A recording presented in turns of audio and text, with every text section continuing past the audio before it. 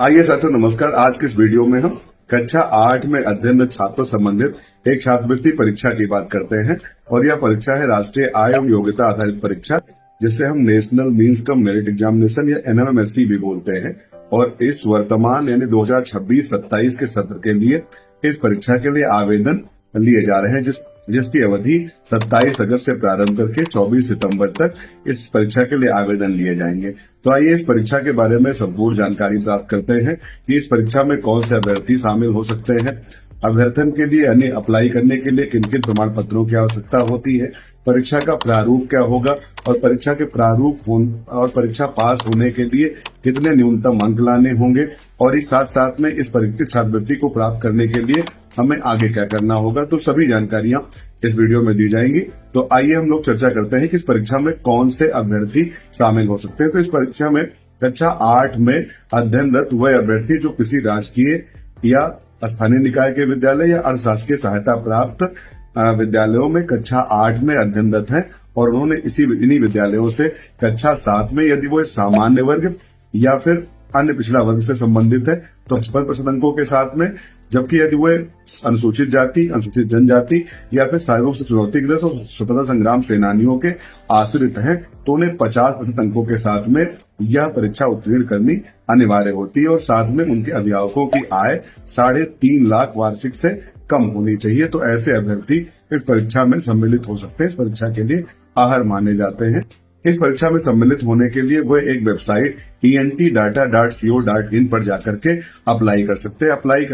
Apply करने के लिए उन्हें, यदि वो सामान्य वर्ग से है तो आय प्रमाण पत्र, जबकि जितने भी आरक्षित वर्ग के अभ्यर्थी हैं उन्हें आय के साथ साथ जात प्रमाण पत्र, यदि वह दिव्यांग या फिर स्वतंत्रता संग्राम सेनानी आश्रित है तो उन्हें उनकी आरक्षण संबंधी प्रमाण पत्र सक्षम अधिकारी द्वारा बनवाने होते हैं और अपलोड करने होते हैं। इस परीक्षा के अगर प्रारूप की चर्चा करें तो यह परीक्षा 180 अंक की होती है। एक ही सत्र में 2 भागों में आयोजित की जाती है। प्रथम भाग सामान्य मानसिक योग्यता, जिसे मेंटल एबिलिटी टेस्ट या मैट कहते हैं, जो 90 अंकों की होती है और इसमें तर्क शक्ति से संबंधित प्रश्न आते हैं। दूसरे भाग में, जिसे सेट कहा जाता है, शैक्षिक अभिरुचि परीक्षा, इसमें भी 90 अंक होते हैं और जिसमें 35 अंक सामाजिक विषय से, 35 अंक विज्ञान से और 20 अंक गणित से होते हैं।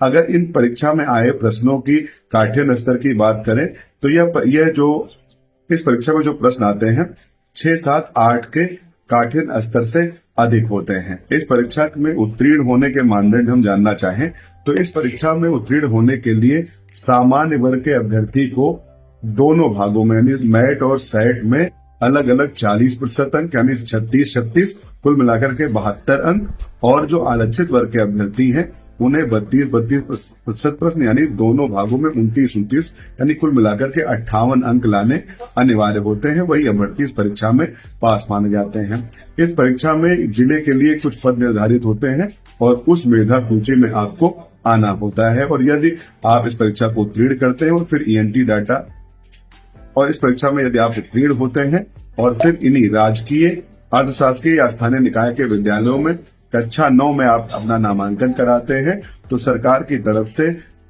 12,000 रुपए प्रतिवर्ष के हिसाब से 4 वर्षों तक, यानी आपकी कक्षा 9, 10, 11 और 12 में अध्ययन के दौरान 12,000 रुपए प्रतिवर्ष के हिसाब से कुल मिलाकर के 48,000 रुपए की आर्थिक सहायता या छात्रवृत्ति 48,000 रुपए की छात्रवृत्ति प्राप्त होती है। छात्रवृत्ति को प्राप्त करने के लिए आपको NSP पोर्टल पर अपना रजिस्ट्रेशन करना होता है, आवेदन करना होता है और प्रतिवर्ष इसका रिन्यूअल करके आप ये छात्रवृत्ति प्राप्त कर सकते हैं। तो ऐसे सभी अभ्यर्थी जो ये अर्हता रखते हैं, जो ये शर्तें पूरा करते हैं, वह जाकर के entdata.co.in पर जाकर के 27 अगस्त से 24 सितंबर के मध्य आवेदन लिए जा रहे हैं। अपने आरक्षण संबंधी आय और जाति प्रमाण पत्र बनवा करके शीघ्रता से अपलोड करके अपना अभ्यर्थन सुनिश्चित कर सकते हैं।